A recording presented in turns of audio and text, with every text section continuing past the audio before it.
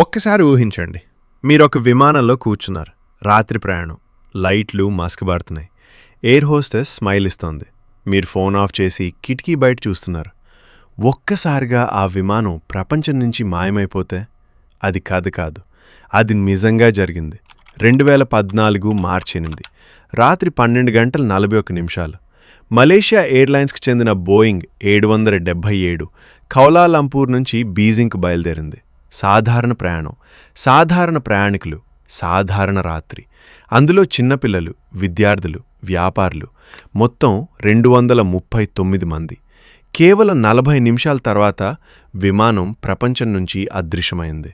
Signal లేదు, message లేదు, సమాధానం లేదు. సమయం 1:19 ఉదయం. కాక్పిట్ నుంచి చివరి రేడియో మెసేజ్ వచ్చింది. Good night Malaysian 370.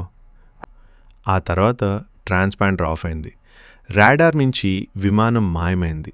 కానీ ఇది సాధారణ సిగ్నల్ లాస్ కాదు.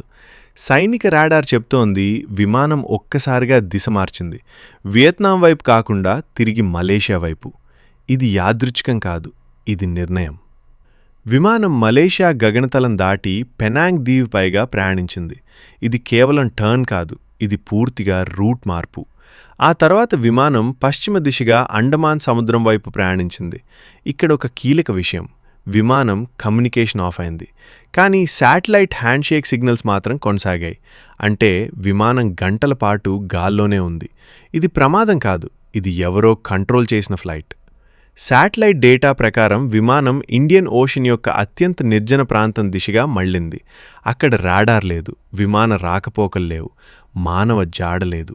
ఆస్ట్రేలియన్ ట్రాన్స్పోర్ట్ సేఫ్టీ బ్యూరో ప్రపంచంలోనే అతిపెద్ద సర్చ్ ఆపరేషన్ ప్రారంభించింది. 1,20,000 చదరపు కిలోమీటర్ల సముద్రాన్ని శోధించారు. కానీ అక్కడ ఏమీ దొరకలేదు.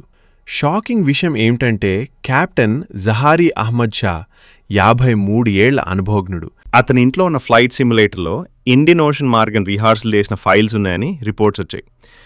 ఇది షాకింగ్. అతను ఉద్దేశపూర్వకంగా విమానం సముద్రంలోకి నడిపించాడా? కానీ ఎందుకు? వ్యక్తిగత సమస్యలేనా? రాజకీయ కారణాలా? లేదా మానసిక ఒత్తిడా? పక్కా ఆధారాలు లేవు, కేవలం అనుమానాలు. ఇంకో సిద్ధాంతం హైజాక్. కానీ ఒక పెద్ద ప్రశ్న, హైజాక్ అయితే ఎందుకు ఎటువంటి డిమాండ్ లేదు? ఎందుకు ఎటువంటి క్లెయిమ్ లేదు?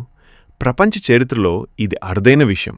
2015లో రీయూనియన్ ఐలాండ్ వద్ద ఒక రెక్క భాగం దొరికింది. దాన్ని పరీక్షించి MH375 నిర్ధారించారు. తర్వాత మరికొన్ని చిన్న ముక్కలు తీరాలు కొట్టుకొచ్చాయి. అంటే విమానం నిజంగా ఇండియన్ ఓషన్లో కూలిపోయింది. కానీ ఎక్కడ, ఎలా, ఎందుకు?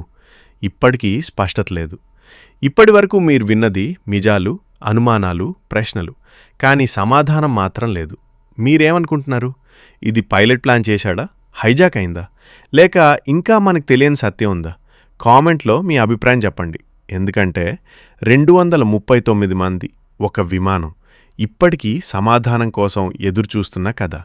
ఇలాంటి నిజ జీవిత మిస్టరీలు తెలుసుకోవాలంటే నా ఛానల్ను సబ్స్క్రైబ్ చేయండి.